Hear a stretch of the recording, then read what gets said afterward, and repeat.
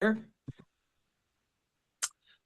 everybody to our Tools of the Trade webinar featuring our partners at BuildED.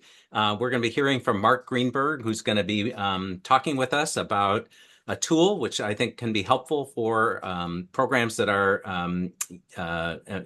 working with apprentices. And this is really the first in a series of webinars that's designed to expose the apprenticeship field to new tools, new ideas that are out there.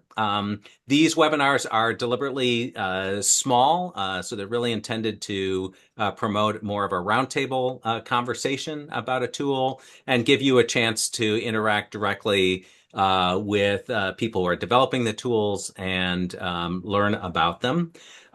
Before we get started, I wanted to just do a couple of quick announcements. First off, just be aware that there's quite a series of webinars planned at AFA. And so just encourage you, we've got a webinar coming up on Workforce Pell. We've got a workforce coming up on higher ed and apprenticeship, a webinar coming up on apprentices in the public sector. And so lots going on there. And so encourage you to go to the sign up links for those webinars. And I'm just pasting into the chat right now a link to the AFA events website. And then if you haven't already, if you haven't been thinking about it, I encourage you to think about attending the AFA Summit coming up in May. That's the 19th to the 21st in Washington, D.C. We're actually really gratified to get a lot of interest in the summit. If I were betting right now, I would say it will sell out. So if you haven't gotten your registration in, encourage you to do that before we have to close registrations. We still have a few weeks before we're in danger there, but we're running way ahead of our enrollment plan. And so if you haven't taken a look at the summit, just putting in the chat right now the website link for that. And then, as always, I want to just say a special shout out to the members who are joining us and our partners. Mark from ICF, great to have you all, have you on, and everybody who's helping support AFA through membership dues and through foundation support. Glad to have you here. Thank you so much. I think with that as preliminaries here, I'm going to launch right into the purpose of our webinar, which is to learn about this tool, BuildED, which Mark shared with me a couple months back, and it just seemed like that this could be a tool that would be helpful for apprenticeship programs. And so let me just say, Mark comes to us with a serial experience in startups and applying new ideas in the education workforce development space. And so I'm going to let Mark introduce himself and then talk about the BuildED tool. Mark? Thank you. Thanks everyone for being here. Glad to be with you. Mark Greenberg, as John alluded to, serial background. So I've started a number of companies, all with an impact orientation. Have sold a couple, have had colossal failure. Also, from an education perspective, have gone to business school twice, and also have a master's degree in education and entrepreneurship. And stand before you, just excited to chat with you about the work that we've been doing for the last 10 years. So if it's okay, I'm just going to launch in. I'm going to share my slides. My objective is just to give you a sense of the work that we're doing and have been doing for a decade now.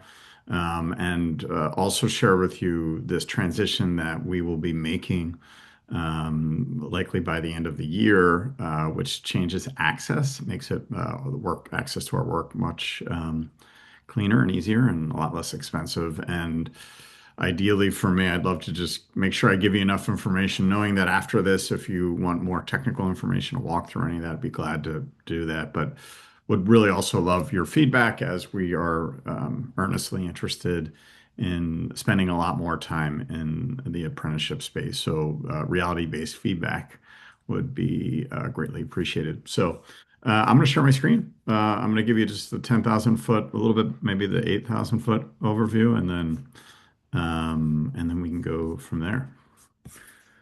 I say that, and then give me 1 second.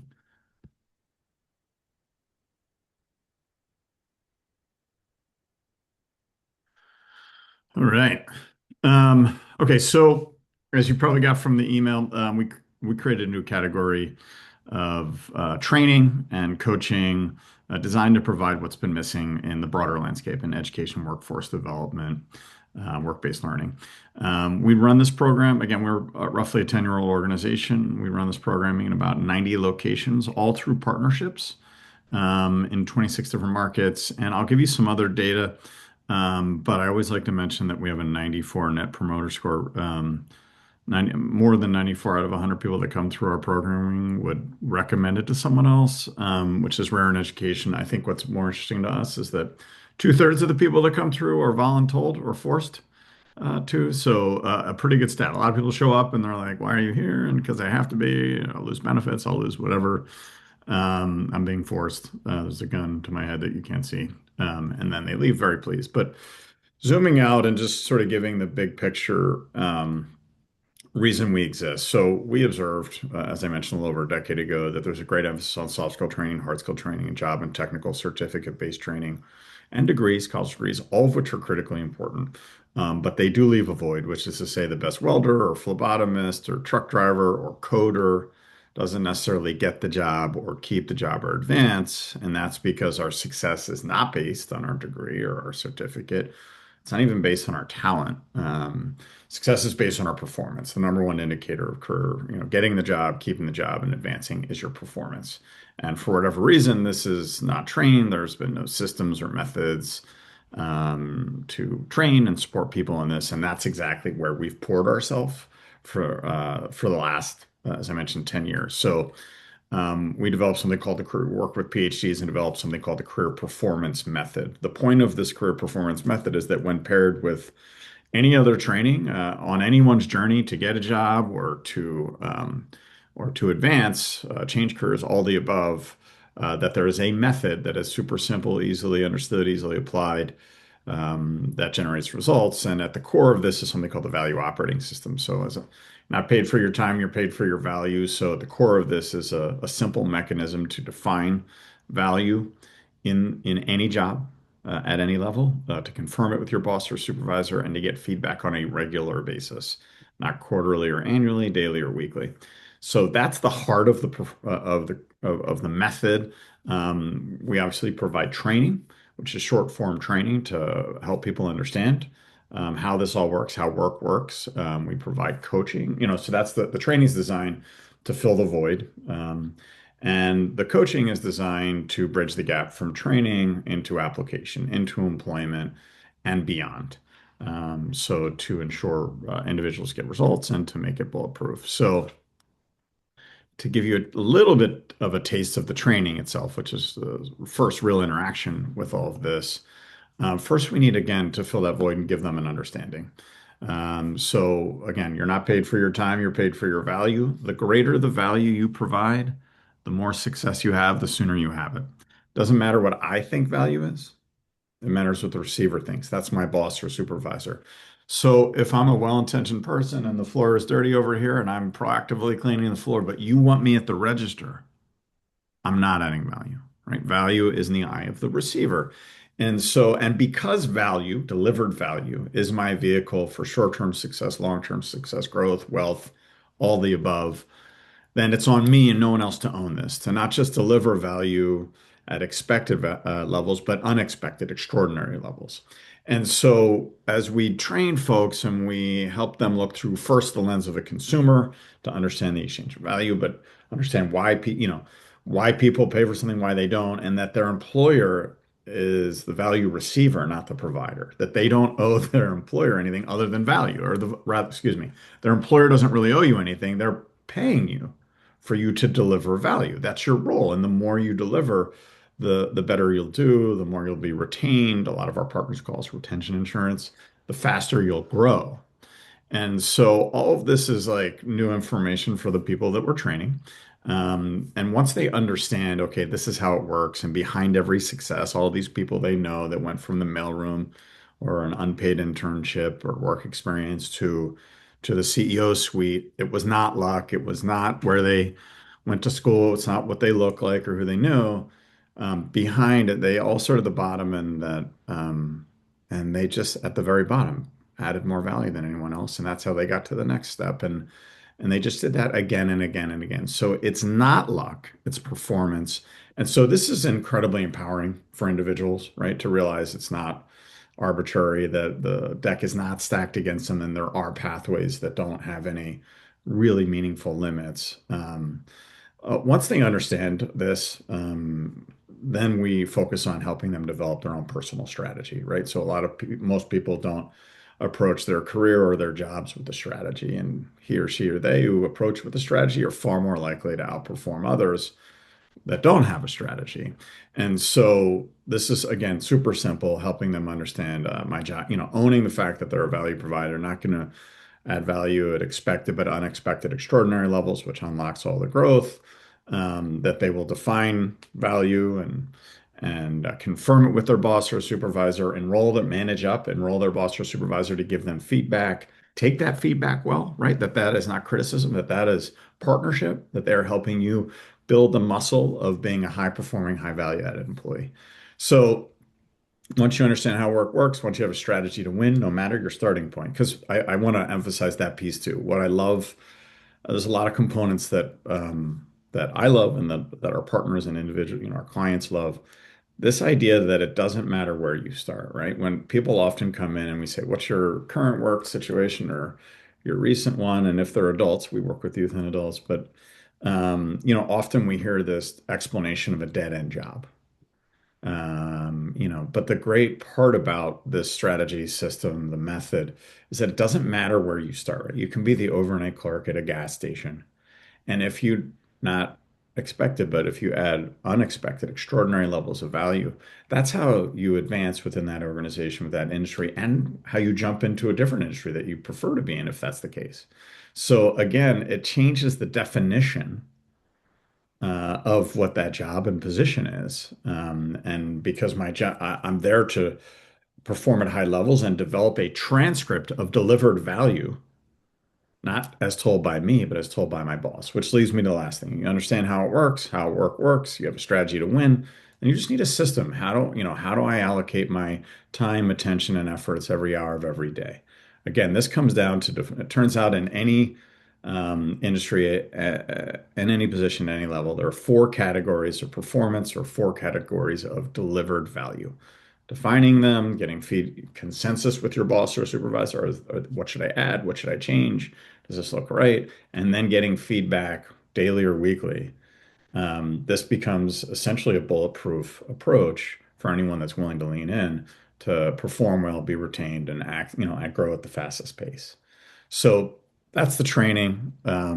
This is new information, simple understanding, simple strategy, simple system, but with also the promise of ongoing coaching, right? We will be there for you the first time you talk to your employer, the first time, help remove any barriers that you need to remove, have that first conversation with your boss or supervisor, define value for the first time, start doing this, take feedback, grow, all of that stuff. So really creating that bridge. So this stuff just works. So 94% of clients report an increase in motivation, 92% the ability to turn any problem, not just into a solution, but an opportunity.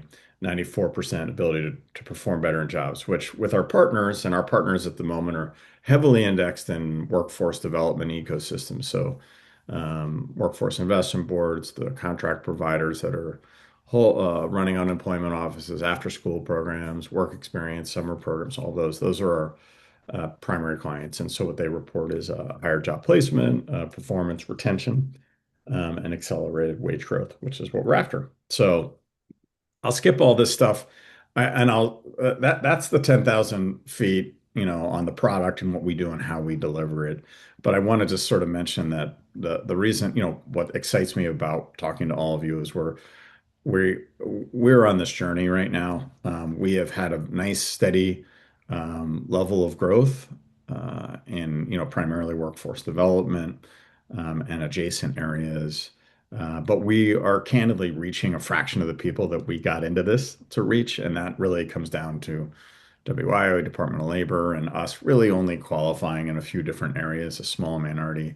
And so part of the anguish as the founder is that while this has been, good for us and good for me, we're just not reaching the number of folks that we want to.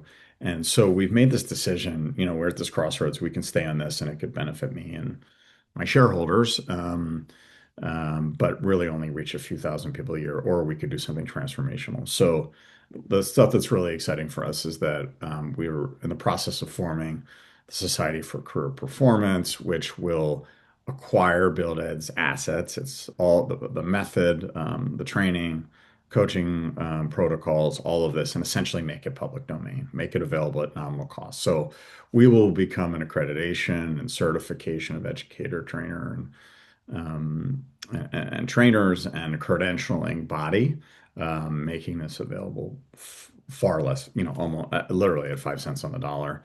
And so it'll just be this robust offering where we will switch to train the trainer as opposed to direct delivery, accredit, certify, and credential. And so anyway, as we're doing that, like, so that's, and I feel like I should probably stop there. That's probably enough. You might have some questions. So why don't I stop and field any questions you might have? So Mark, maybe let's just start with the mechanics. You want to give us a sense of sort of what's the nature of the intervention, day long, multi-day, online, in person? Just give us a sense of sort of the mechanics of delivery at this stage, and then how are Yep. you envisioning it under the Society for Career Performance?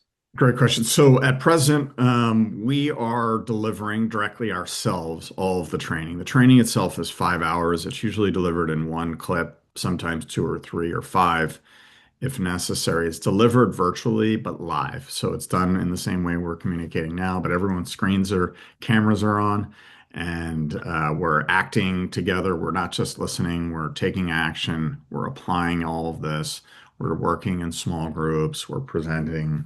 So we want them to come out of this. Well, we're taking a scientific approach, shifting mindset. So we want them to get to that spot where they realize themselves it can be done and they can do it because it's not that complicated. All I have to do is define my value, work with my boss or super. I can do that. That I can do, right? So that's how that part. And I will say that we are integrated with all our partners. We don't do any sort of a la carte, like, oh, if we think a client would benefit.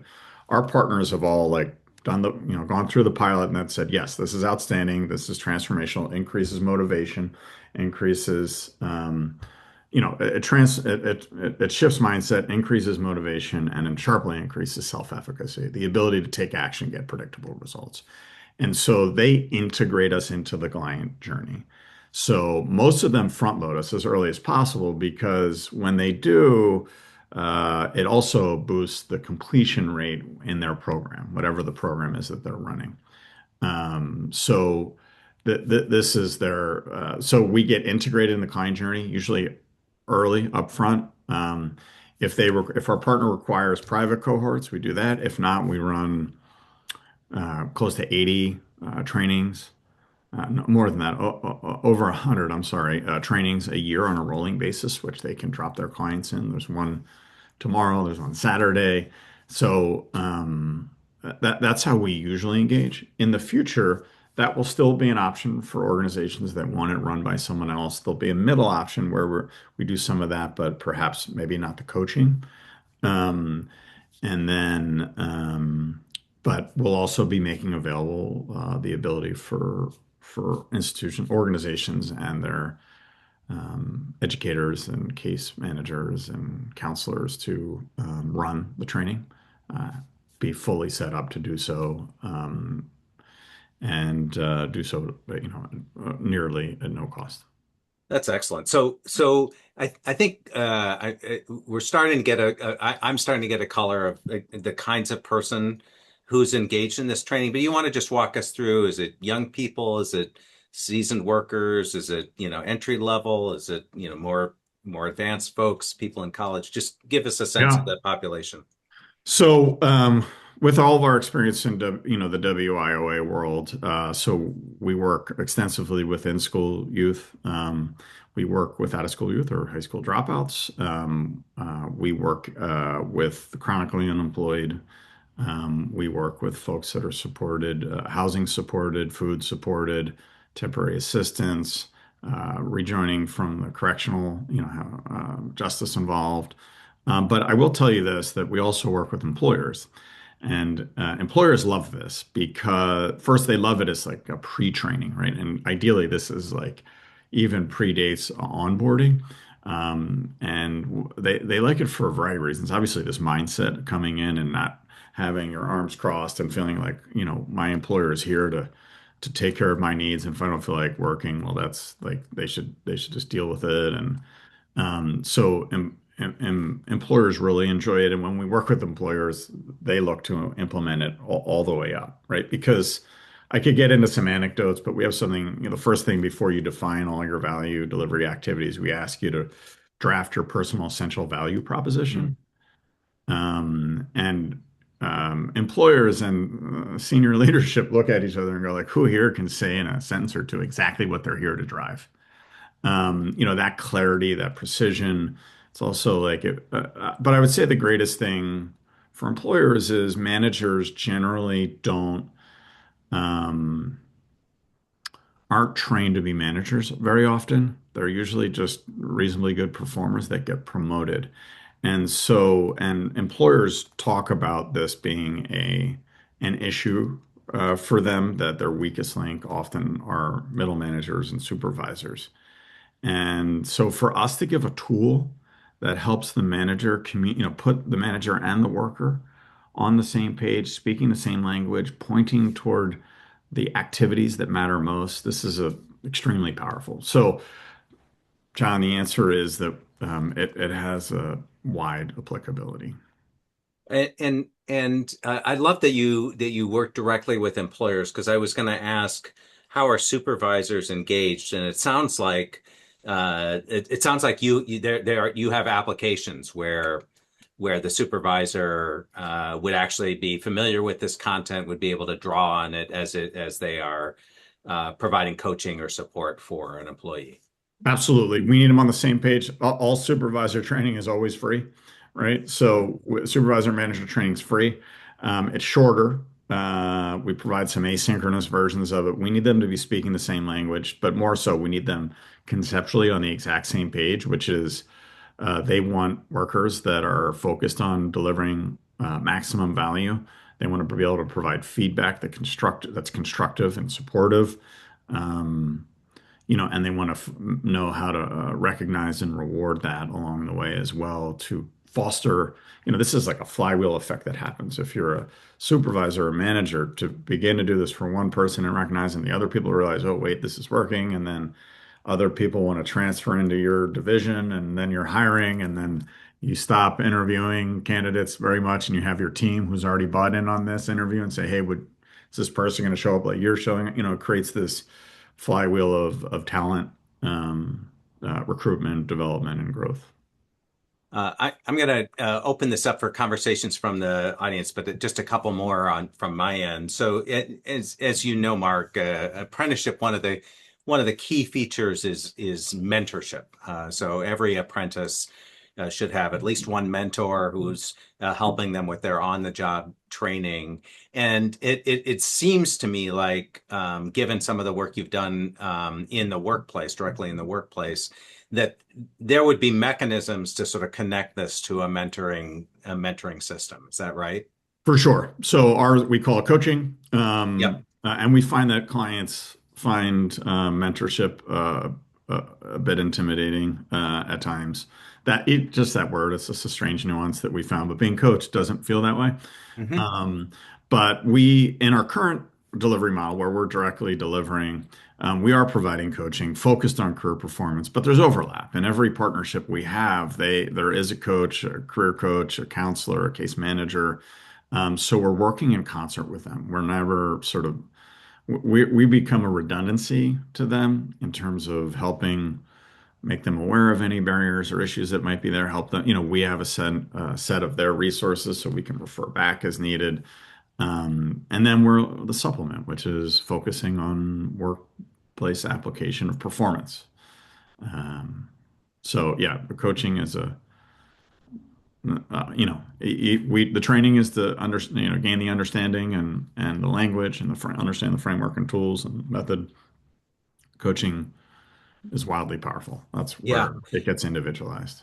I have to say, I think for many apprenticeship programs, the mentoring piece is the piece that's the underdeveloped component of the apprenticeship effort, and so having a structure or a mechanism to be able to bolster the mentoring side of the apprenticeship just seems innately appealing. So one last question, and feel free to take your time on this because it may be more involved. Is just walk us through what's the participant journey like? How do they get connected to the program? What does it look like, before, while they're in the program, and then after? And then how do you see that changing as you move to the Society for Career Performance? And Yeah, what will that look like? yeah. So at the moment, in our current model, we are integrated into the client journey. So if our partner is running programming that is cohort based and synchronous, we sit inside that. We custom fit it in one session, multiple sessions, whatever it takes. And it feels like just another part of their journey, another module. More often than not, most of our partners are running programming that is not cohort based, where it's rolling. And in those scenarios, this same thing. There's a whole list of experiences and tasks required of the client. And we're one that's early on. So as they're onboarding the client and orienting them, they're selecting the training. Did you want to do this Wednesday, Friday, or next Wednesday? Whatever it might be. And from there, so if you're a client, you learn about us at that point. There's some materials as to what it is and why, but we try not to overdo it. We try to require it, just because it's more effective, candidly. Once they get there, we have such a high rate of people that are extremely glad that they came. Um, but as soon as they're registered, it triggers for us internally. We have a staff, client success staff that mirrors our partner staff. So we're in communication with each client, making sure they have what they need. I see you'll be joining us Saturday. I want to make sure you have the link. Want to make sure you have everything you need, can answer any questions. And what we're doing is just making sure that they show up and making sure they have what they need and that they show up without a lot of questions and stress. That same staff is monitoring all of their work during the trainings. So support them to make sure that they're on task, that if they have some connectivity issue or some other issue or an interruption, that they rejoin, that they're able to complete and credential. Um, and then uh, and then upon completion, the support continues, right? This is where they schedule mentorship or coaching, and continue to act as the advocate ongoing. So essentially, the difference will be depending on, if our a partner under the Society for Career Performance, they have the ability to do all of these things with a incredibly comprehensive playbook and the support of us and run it themselves, um, for us to run the training, and them to do the coaching, or for us to continue to do it the way we're doing. Hmm. And so in that model, since when you've got a cohort, what do you think is sort of the minimum number of people to sort of create the right group dynamic for delivery?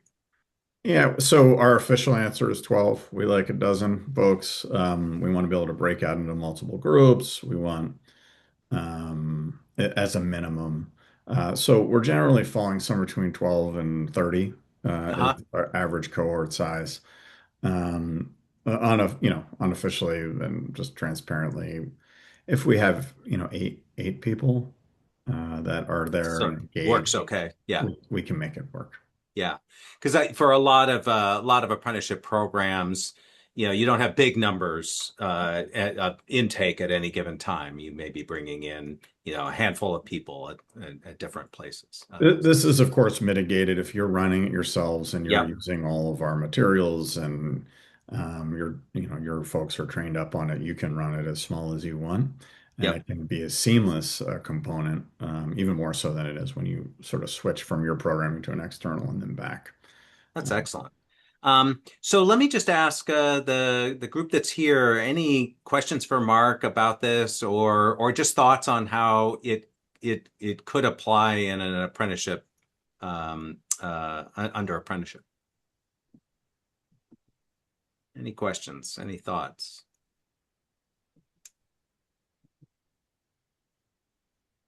Anyone see this fitting with a mentorship uh, uh, component of an apprenticeship program?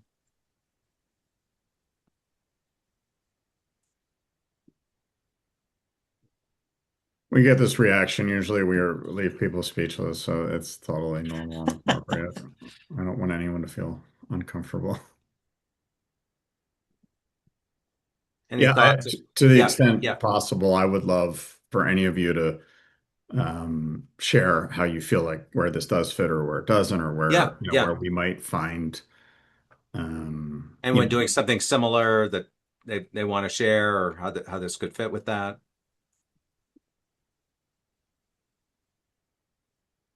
Hello. I see some stuff in the chat.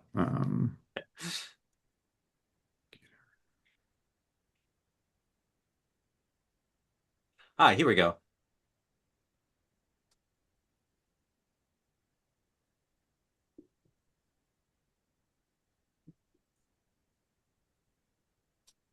So, what do you think about Cindy's question? Yeah, Thanks, so Cindy, by the way, for yeah, that. thank you, Cindy. Hi. Yeah, thank you. Hi. Hey, so picking up what you're laying down in terms of, so it is clearly communicating, but it's also defining, right? So if I go defining what the activities are that are most meaningful to the employer, right? So I can use a crude example here that we've used that we've run for some justice involved cohorts.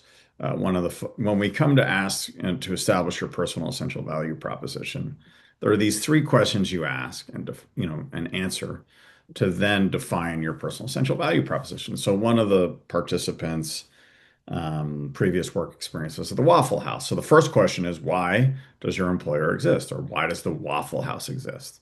Right. And so we get answers like to make waffles, or and it turns out that that's not the case. There's only two answers: to make a profit or to positively impact others. Right. So the Waffle House exists to make a profit. If making French toast was better, or lasagna, or doing tax prep, they would be doing that. But rest assured, that's why they exist. So then the second question is, how do they do that? What is it that they do to drive profit, to make profit? And then in this question, we got more sheepish, like to make waffles. Is like this the answer now? And the answer is no. The answer is two things. They delight customers, so they come back again and again. And they do so time efficiently, because when you turn a table over in 30 minutes instead of 45 minutes, it's 50% more profit. Answer to the first question, right? So we're here to drive profit. We do it by delighting customers so they come back again and again, do so time efficiently. The third question is, how is my boss or supervisor measured?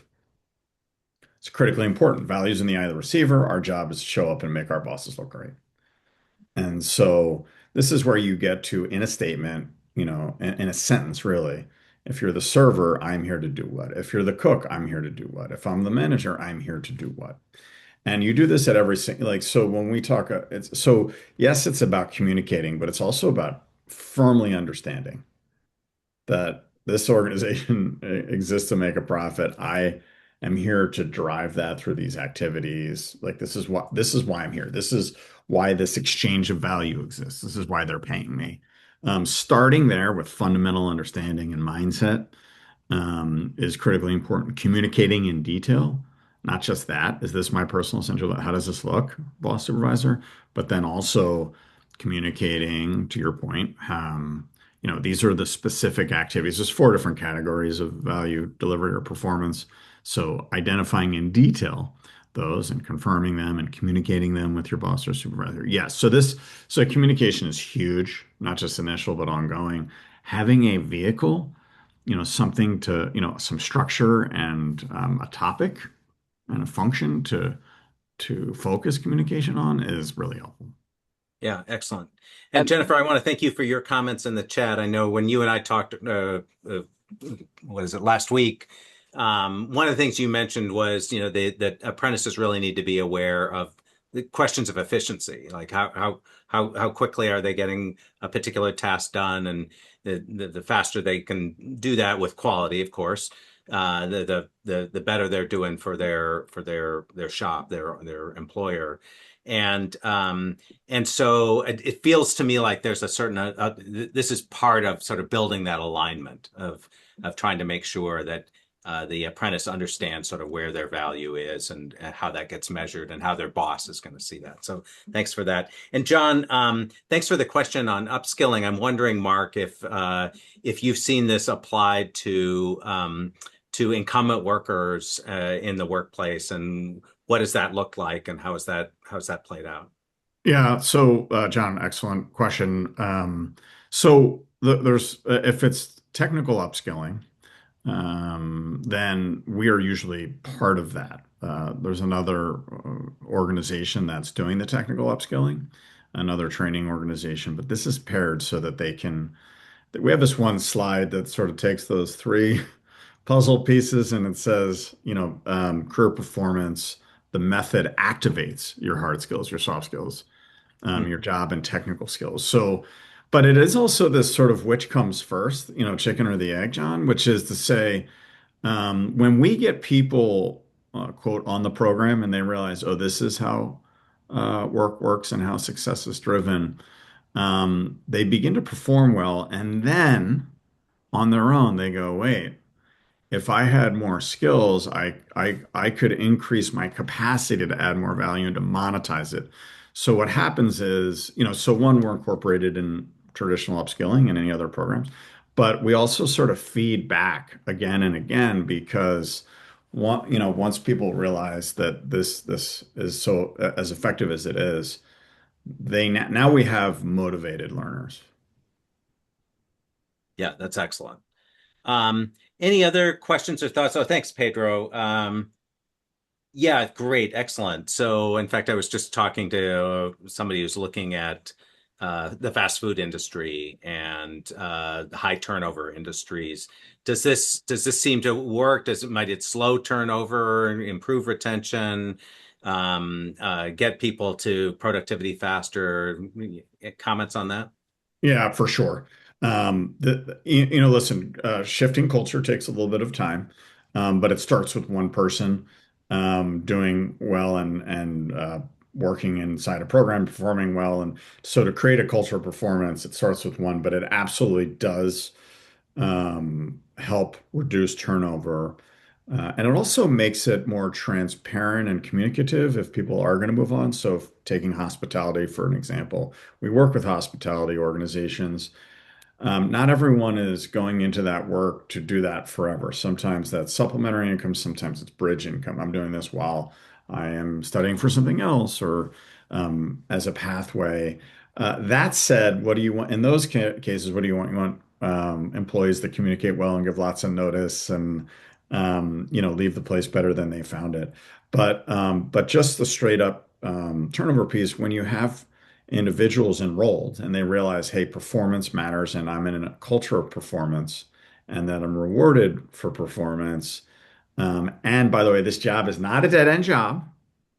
This job is my launch pad for my career. This is where I am getting all of my I'm building a transcript of delivered value. I'm like when we hire people, that's what we're ultimately looking for. The resume is nice and but it usually has a good bit of fiction in there. Some creative liberties are taken. But when you have a transcript of delivered value saying, hey, Mark did this and at these levels and these different areas, not as told by me, but the people I report to, that's what they're building. So it changes. So turnover reduces because people realize, hey, this isn't even if it is a transitionary job or it's side income or whatever it is, this is also has additional meaning. Yeah, excellent. Terrence is anticipating your transition to the society and what that's going to look like, and how you see sort of quality control playing out as you bring in a network of trainers as opposed to your own trainers. How are you thinking about that? Yeah, so we not just at the beginning, but ongoing plan to be there. So we'll be running it for you in the beginning. Then we'll be, while we're training. Then we'll be sitting shotgun while you're doing it, and then we will reserve the right to continue to observe and monitor. And Because that matter, the ongoing quality control matters. I mean, us making the transition isn't just about giving this away at nominal cost. It's really not. I mean, it's still, we must maintain the current quality levels. And I will say this, there was a time when we first started it off 10 years ago and people were like, no one else will be able to do this. Mark, you just have a je ne sais quoi in terms of delivering this. And I always said, I highly doubt that that is the case. And what we found is that as we had to train other trainers, so we have 8 of them right now, I am among the lowest scoring trainers. It's exact, so our ability, we're essentially transferring how we do that now and the measurement and the evaluation, the training, measurement, evaluation into this new model. Excellent. Um, Thanks, Terrence, for the question. Appreciate it, and good to see you on the call. Walk us through what this transition is going to look like, and how might this group engage with you through that transition? So we are our eye is on formally making the transition in the third quarter of this year. So July 1. Um, Being able to get, we'll call it soft commitments between now and then are helpful to us as there's a funding component, a one-time funding component for us to make this transition, but that seems to be trending exactly where it should be. Um, so just having commitments, knowing that you want this, we will begin working with you beforehand because we have to eat our own cooking. We have to add a lot of value. So if you're the one, we recognize that we're subject to what everyone else is, which is sort of the early adopters, and we have to support the heck out of the early adopters and reward them and such, provide even more. So yeah. So So, anyway, so yeah. yeah. So it You- seems like the key next step, if there is one here, would be an expression of interest in at least exploring this would be helpful. And Mark, maybe you want to just put an email, drop your email in the chat so people could follow up with you on that. And then we'll also be providing an avenue for folks to express possible interest in exploring an affiliation under the new structure. So we'll give you all a chance to do that. Hey, one last question. It wouldn't be a webinar in 2026 if the AI issue didn't come up. So I'm wondering how you're thinking about where does AI fit into this? Is that something you could harness or use for this model? Yeah, love it. I just also want to say, express if I can go back before going forward. Yeah. So, if you just indicate you're interested, let's schedule a time one-on-one to talk because all applications have to be customized. So we need to understand how you're running programming, how to optimize it. We become, partners in all of that, and then, from a commitment to just implementation. As I mentioned, the early adopters will be receive the most support. But AI is a great question. So we have 2 primary mechanisms. So one is AI-informed coaching, right? To be able to empower Mhm. coaches, and we still want coaching to be human, right? People can already go and, if they want, be coached, but not in this method. But for it to support the coaches in real time, that is one. But the bigger area for us is to be able to aggregate data. So again, when this value operating system, so as individuals are working with their managers, defining the value activities in these 4 categories, getting feedback on a regular basis, us being able to aggregate this and for that to support you in your primary work, us and career performance, to be able to say, hey, in a level one position in this industry, in this geographic area, here are the three most common core value delivery activities, or the two most supportive. Here are the most common failure points. To be able to help accelerate learning, training, and focus using AI, there are primary levers that we're developing right now. Excellent. And full disclosure, us switching to the side of career performance and being able to reach a multiple of the clients that we receive now will really supercharge that. That's excellent. That's excellent. We're all learning what the applications could be there. So thanks for raising that, John. Appreciate it. And thanks to all for joining in our inaugural venture, the Tools for the Trade webinar. Thank you, Mark, for spending some time with us. We'll be following up with an opportunity to connect with Mark if you're interested in next steps on this. And certainly we'll be sharing out some of the slides from the show. And again, appreciate you all participating. If you have any feedback or questions on this, feel free to get in touch with us. Have a great rest of your day. Thank you. Thank you.